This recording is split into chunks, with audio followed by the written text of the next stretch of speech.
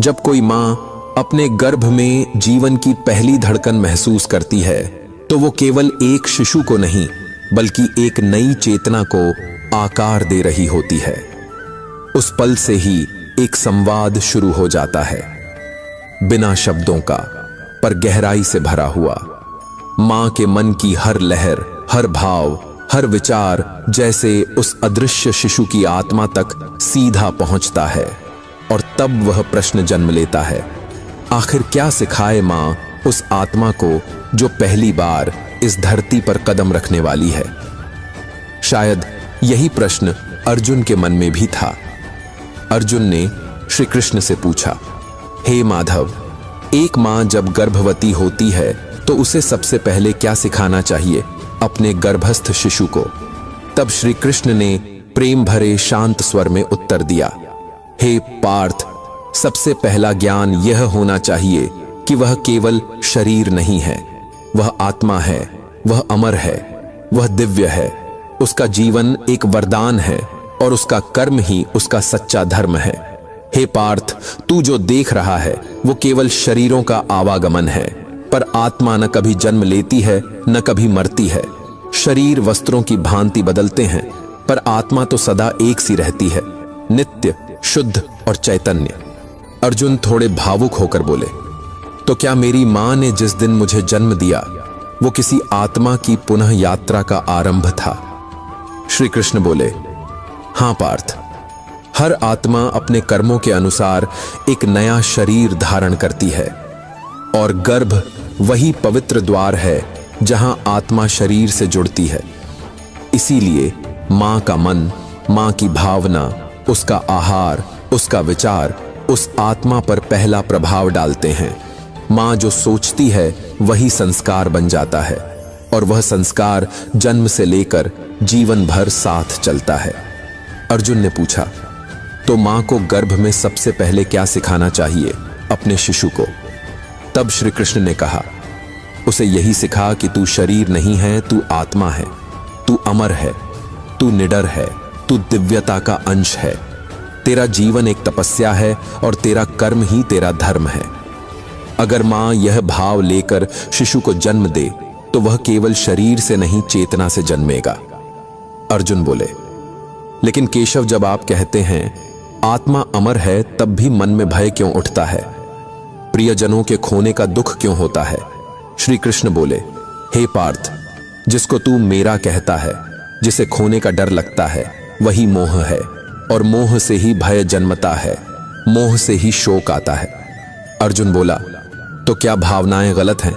श्री कृष्ण मुस्कुराए, नहीं पार्थ, भावनाएं मानव जीवन की सुंदरता हैं, पर जब वो भावनाएं तुझे जकड़ने लगे, जब वे तुझे विवेक से दूर कर दे, तब वही मोह बन जाती हैं।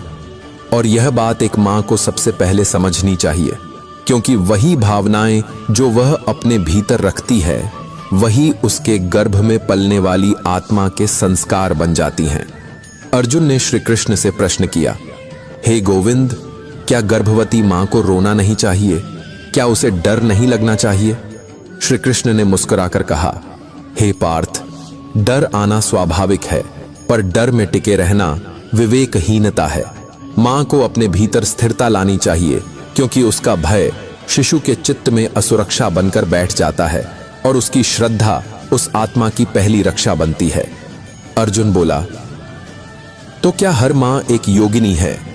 श्री कृष्ण ने शांत भाव से उत्तर दिया, हां पार्थ, जो स्त्री गर्भ में प्रेम, शांति और समर्पण रखती है वह बिना किसी ध्यान मुद्रा में बैठे भी सबसे श्रेष्ठ योग कर रही होती है।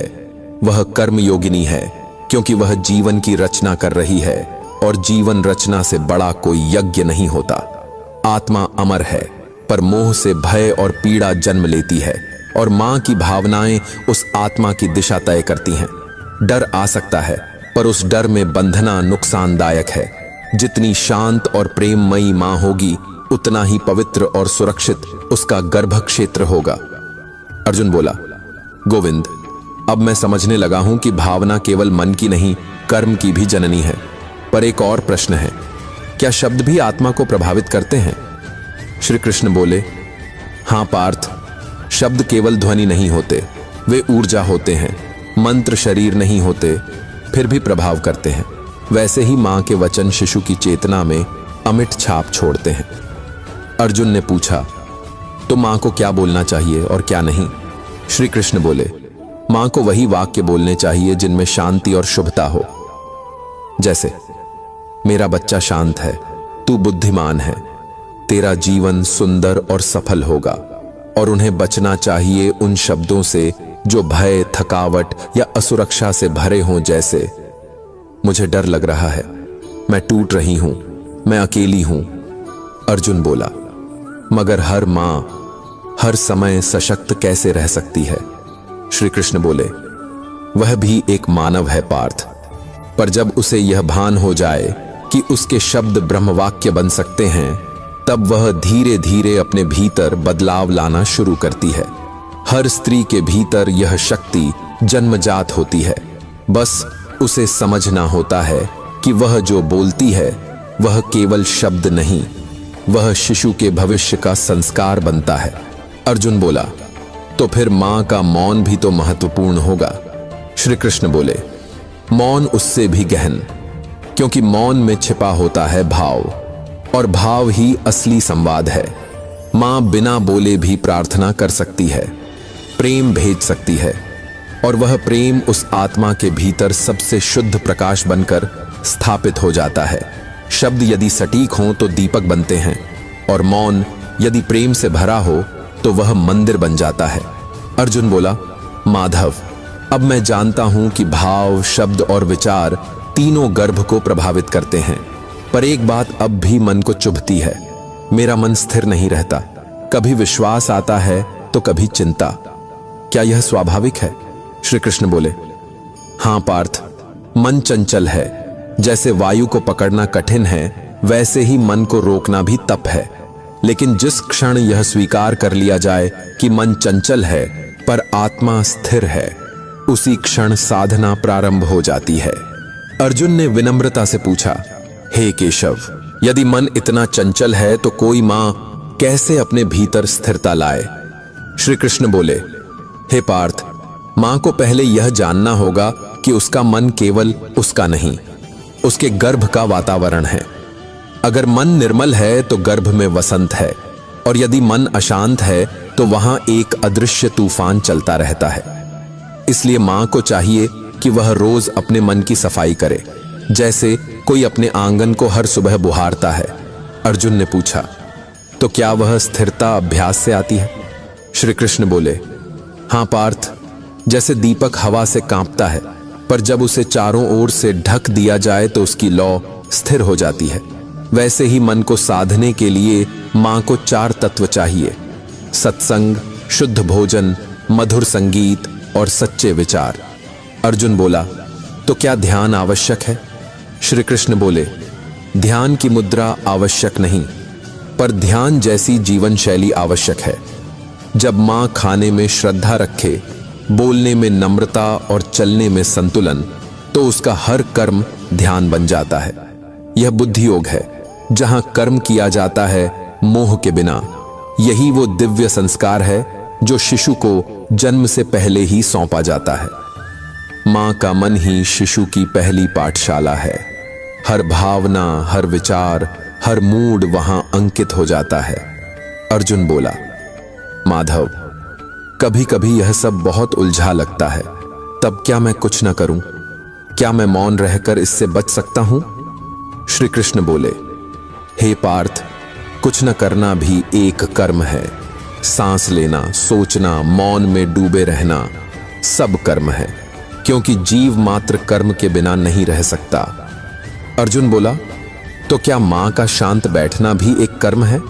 श्री कृष्ण बोले, हां अर्जुन, जब मां निःशब्द बैठी होती है, जब वह अपने गर्भ को धीरे से सहलाती है, जब वह आंखें बंद कर केवल प्रेम महसूस करती है, तब वह बोलती नहीं, पर उसका भाव शिशु के भीतर उतरता है और यही उसका आत्मिक कर्म बन जाता है। अर्जुन बोला, तो क्या हर पल सचेत रहना मां का धर्म है? श्री कृष्ण बोले, सचेत रहना कोई बंधन नहीं, पर जब मां जान जाती है कि उसकी हर बात, हर स्पंदन, हर विचार एक आत्मा के निर्माण में भागीदार है, तो वह स्वतः सजग हो जाती है। तब उसका बोलना भी प्रार्थना बनता है, खाना बनाना पूजा बनता है और मौन स्वयं ध्यान बन जाता है। अर्जुन ने गहरी सांस ली। हे प्रभु, आप कह रहे हैं कि मां का कर्म केवल शारीरिक नहीं बल्कि आत्मिक होता है। श्री कृष्ण ने मुस्कुराकर कहा, हां पार्थ, और यही वो कर्म है जो सृष्टि को आगे बढ़ाता है। श्री कृष्ण बोले, हे पार्थ, जब कोई स्त्री गर्भ धारण करती है तो वह केवल मांस और रक्त से शरीर नहीं रचती, वह एक आत्मा के लिए एक दिव्य धाम, एक मौन मंदिर बना रही होती है। यह वह तप है जो बोलता नहीं, पर जिसकी गूंज युगों तक किसी आत्मा में बनी रहती है। कभी कभी कुछ न करना भी गहरा कर्म होता है। मां का हर मौन, हर विचार, हर दृष्टि, उसकी हर भावना गर्भ में पल रही आत्मा को दिशा देती है। इसलिए मां का सबसे पवित्र धर्म यही है, हर क्षण को प्रेम और जागरूकता से जीना। मां को चाहिए कि वह अपने भीतर पल रही दिव्यता को आदर दे, क्योंकि वह केवल शरीर नहीं रच रही, वह एक आत्मा को धरती के लिए तैयार कर रही है। अर्जुन बोला, हे प्रभु, मैं आत्मा को जान गया, शब्दों का प्रभाव समझा, कर्म का रहस्य सीखा, फिर भी कभी कभी मन थक जाता है, उलझ जाता है। क्या मैं स्वयं को पूरी तरह आपके चरणों में रख सकता हूं? श्री कृष्ण ने मुस्कुराकर कहा, हे पार्थ, जब ज्ञानी थकता है और मन डगमगाने लगता है, तब समर्पण ही वह शक्ति बनता है जो स्थिरता देता है। जब तू कर्म करते हुए मुझे अपना कहता है, तब मैं भी तुझे अपने हृदय में स्थान दे देता हूं। अर्जुन बोला, तो क्या कोई मां भी ऐसा कह सकती है? क्या वह अपने गर्भ को आपके चरणों में रख सकती है? श्री कृष्ण बोले, हर मां ही तो पहली योगिनी होती है, और यदि वह अपने भीतर यह कह दे, हे कृष्ण, यह जीवन तेरा है, यह शिशु तेरा है और मैं तेरे ही मार्ग पर हूं, तो मैं उसकी संगिनी बनकर उसके साथ चलने लगता हूं। मैं उसके गर्भ की रक्षा करता हूं, उसके विचारों की उलझनें सुलझाता हूं और उस आत्मा को सही मार्ग दिखाता हूं। अर्जुन बोला, तो समर्पण कोई कमजोरी नहीं, वह तो सबसे बड़ी शक्ति है। श्री कृष्ण बोले, हां पार्थ, समर्पण का अर्थ हारना नहीं, बल्कि अपने छोटे मैं को छोड़कर ब्रह्म से जुड़ जाना है। जब मां अपने भय, अपने विचार, अपने संकोच को प्रेम पूर्वक समर्पित कर देती है, तो उसका शिशु केवल उसका नहीं रहता, वह मेरी संतान बन जाता है। अर्जुन बोला, हे प्रभु, क्या मैं हर मां से एक वाक्य कह सकता हूं? श्री कृष्ण बोले, कहो पार्थ। अर्जुन बोला, हे मां, जब तू अकेली महसूस करे, जब भीतर कोई डर या संशय उठे, तो बस इतना कह दे, हे कृष्ण, मैं तुझे सौंपती हूं अपना गर्भ, अपना शिशु और अपनी सारी भावनाएं, और फिर देखना, कृष्ण तुझे भी थामेगा और तेरे गर्भ को भी। जब मन थक जाए तो समर्पण ही सबसे सुंदर उपचार है। श्री कृष्ण बोले, हां पार्थ, समर्पण कोई अंत नहीं है, वह ईश्वर से जुड़ने की शुरुआत है। मां का समर्पण गर्भ में पलती आत्मा को सुरक्षा, शक्ति और शांति प्रदान करता है। अर्जुन बोला, हे गोविंद, अब मैं आपसे एक अंतिम प्रश्न पूछना चाहता हूं। जो मन भटकता है, जो भावनाओं के जाल में फंसा रहता है, क्या वह कभी स्थिर हो सकता है? और क्या मां भी इस स्थिरता को पा सकती है? श्री कृष्ण बोले, हे पार्थ, जो सुख दुख, मान अपमान, जय पराजय में एक समान रहता है, वही स्थित प्रज्ञ कहलाता है, जिसका मन समुद्र की तरह स्थिर होता है और तूफानों में भी दीपक की लौ की भांति जलता है। वही सच्चा ज्ञानी है, वही सच्चा योगी है, और वही मां उस आत्मा को सबसे उच्च संस्कार दे सकती है जो उसके भीतर पल रही है।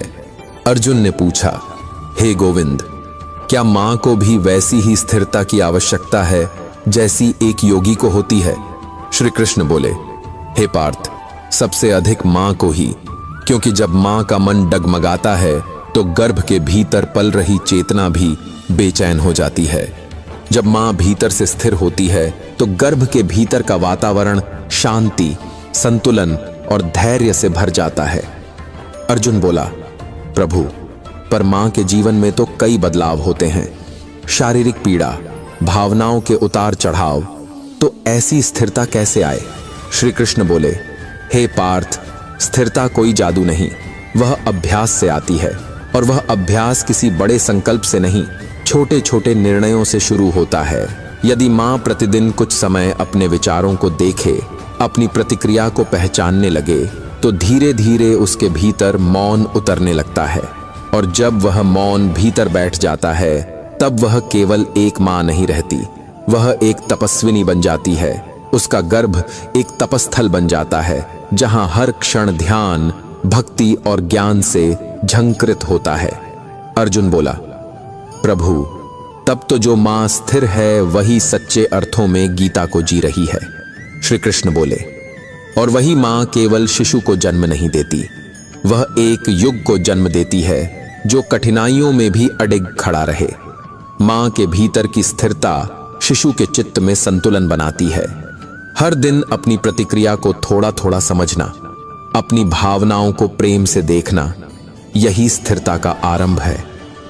अर्जुन बोला, प्रभु, आपने बहुत ज्ञान दिया, पर अब मैं एक अंतिम प्रश्न पूछना चाहता हूं।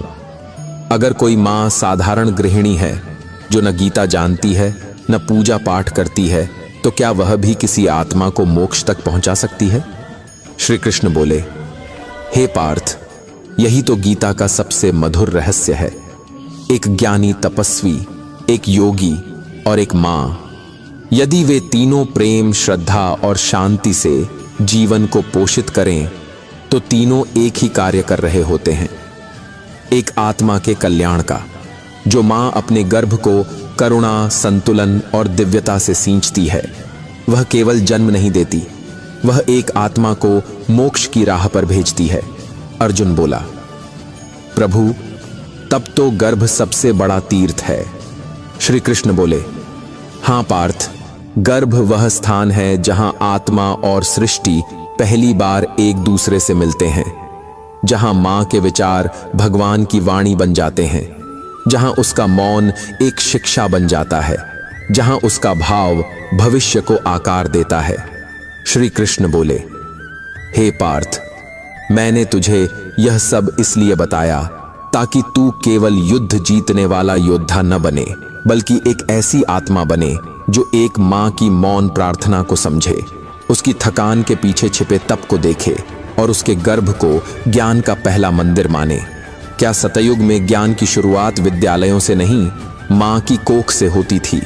क्या त्रेता युग में राम केवल राजा नहीं थे, मां कौशल्या की तपस्या का प्रतिफल थे? क्या द्वापर युग में अभिमन्यु ने चक्रव्यूह की शिक्षा गर्भ में ही नहीं सुनी थी? क्या प्रहलाद की भक्ति वह नहीं थी जो नारद मुनि ने उसकी मां के गर्भ में कही थी?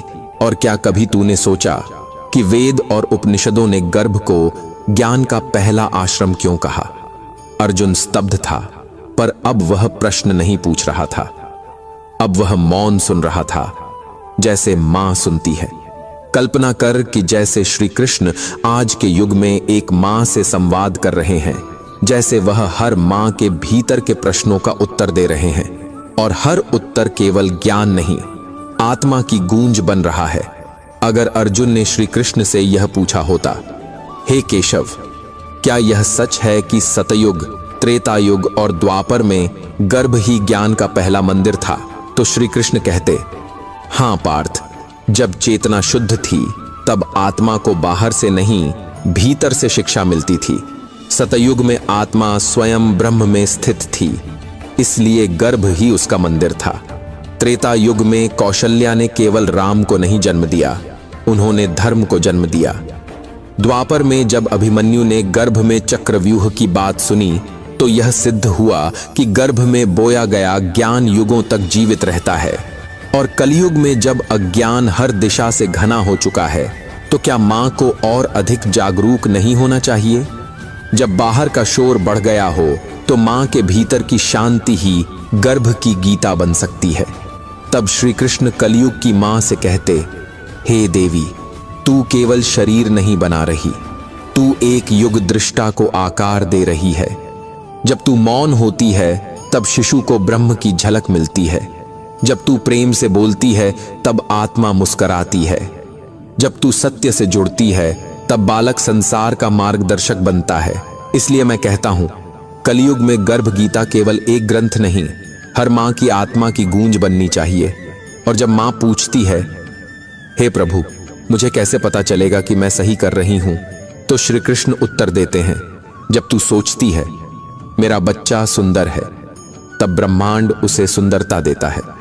जब तू कहती है तू बुद्धिमान है, तब आत्मा उसके भीतर ज्ञान जगाती है।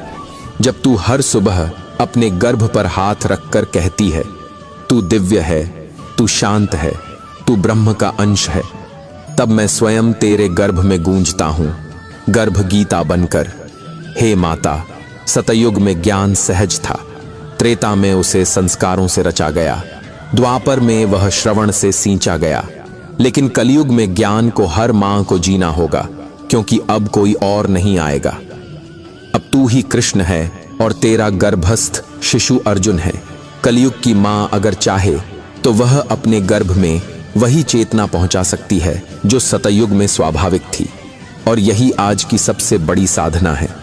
अब श्री कृष्ण मां से कहते हैं, हे देवी, सतयुग बाहर नहीं, तेरे भीतर है। सतयुग की शिक्षा क्या थी? शुद्ध विचार, प्रेम, करुणा, मौन और ईश्वर से एकत्व की भावना। क्या यह आज भी संभव है? हां, जब तू स्वयं साधना बन जाए। कलयुग में बाहर शोर हो सकता है, लेकिन यदि तू भीतर शांत है तो शिशु को वही कंपन मिलेगा जो कभी वेदों के ऋषियों को मिला था। तेरी सोच ही पहला संस्कार बनती है। अगर तू हर सुबह कहे मेरा बच्चा प्रेम से भरा है, शांत है, दिव्यता से जुड़ा है, तो वही भाव रक्त में घुलकर आत्मा को स्पर्श करता है। विज्ञान भी कहता है विचार रासायनिक परिवर्तन लाते हैं और वही तरंगे गर्भ तक जाती हैं। इसलिए हर सकारात्मक सोच सतयुग की शिक्षा है। जब तू संस्कृत मंत्र, श्लोक या प्रेम भरे शब्द बोलती है तो शब्द नहीं, ऊर्जा गर्भ में जाती है। जब तू कहती है तू आत्मा है, तू निडर है, तू उद्देश्य लेकर आया है, तब वह शब्द नहीं, चेतना की बीजवाणी बन जाती है। और यही गर्भ गीता है जो केवल पढ़ने की नहीं, जीने की बात करती है। श्री कृष्ण बोले, हे माता, जब कलयुग का भोजन बाजार में बना हो, तब तेरे घर का प्रेममय, सात्विक, मौन में बना भोजन ही सतयुग की पहली ध्वनि बन सकता है। जब तू अन्न बनाते समय प्रेम रखती है, जब तू खाने से पहले प्रार्थना करती है, और जब तू भोजन को मौन में आत्मसात करती है, तब हर निवाला एक मंत्र बनकर शिशु के भीतर उतरता है। दिनचर्या और भावना के माध्यम से तू जितनी प्रकृति के साथ जुड़ती है, उतना ही तेरा गर्भ सतयुग की तरंगों से भर जाता है। जब सुबह की किरणें, मंद संगीत, मंत्रों की ध्वनि और मौन की छाया तेरे जीवन का हिस्सा बन जाएं, और जब मोबाइल, टीवी, शोर और विवाद से तेरा मन अलग हो जाए, तब तेरा घर ही आश्रम बन जाता है और तेरा गर्भ तपस्थल। श्री कृष्ण का अंतिम संदेश यही है, हे देवी, सतयुग कोई बीता हुआ काल नहीं, वह एक चेतना है जिसे तू अभी इसी क्षण अपने भीतर जगा सकती है। अगर तू प्रेम से जी रही है, शांत होकर सोच रही है और अपने गर्भ को एक मंदिर की तरह मान रही है, तो तू कलयुग में रहते हुए भी सतयुग को जन्म दे रही है। यह असंभव नहीं, बल्कि यही आज की मां की सबसे पवित्र जिम्मेदारी है। और यही है गर्भ गीता, जहां मां स्वयं श्री कृष्ण है और उसका हर विचार एक मंत्र। हे मां, तू केवल शरीर नहीं बना रही, तू चेतना को आकार दे रही है। तू जो सोचती है वो तेरे शिशु के भविष्य की नींव बनता है। तू जो बोलती है वह उसके संस्कार बनते हैं, और तू जो प्रेम करती है वह उसके भीतर ईश्वर की उपस्थिति बन जाती है। इसलिए गर्भ तेरा उत्तरदायित्व नहीं, वह तेरा तप है, तेरा योग है, तेरा स्वधर्म है। हर शिशु एक आत्मा है जो उद्देश्य लेकर आया है, और मां का हर भाव, विचार और स्पर्श उस आत्मा की दिशा तय करता है। शब्द, कर्म और समर्पण, ये 3 स्तंभ हैं मां के गर्भ के मंदिर के। जब तू गीता को ग्रंथ नहीं जीवन बना लेती है, तब तेरा गर्भ गीता बन जाता है। मां होना कोई आसान कार्य नहीं। हर मुस्कान के पीछे एक असहाय डर छिपा होता है। हर लोरी के पीछे एक अनकही प्रार्थना। मां होना एक साधना है, और हर वह स्त्री जो इस पृथ्वी पर एक आत्मा को आकार दे रही है, वह स्वयं ईश्वर की सृजन शक्ति का प्रतिरूप है। गर्भ गीता कोई किताब नहीं है, यह उस मां की आत्मा की आवाज है जो शिशु के भीतर संस्कार बनकर उतरती है। और अगर इस पूरी यात्रा में हमारे किसी एक वाक्य ने तेरे मन को छुआ हो, तुझे मौन में बैठाया हो, या तुझे अपने भीतर झांकने पर विवश किया हो, तो बस एक बात कमेंट में लिख देना, मैं अपने गर्भ में एक युग बोल रही हूं। यह पंक्ति केवल शब्द नहीं होगी, यह किसी और मां के लिए रोशनी बन सकती है, जो शायद इस वक्त अंधेरे में है, अकेली है, लेकिन उम्मीद खोज रही है।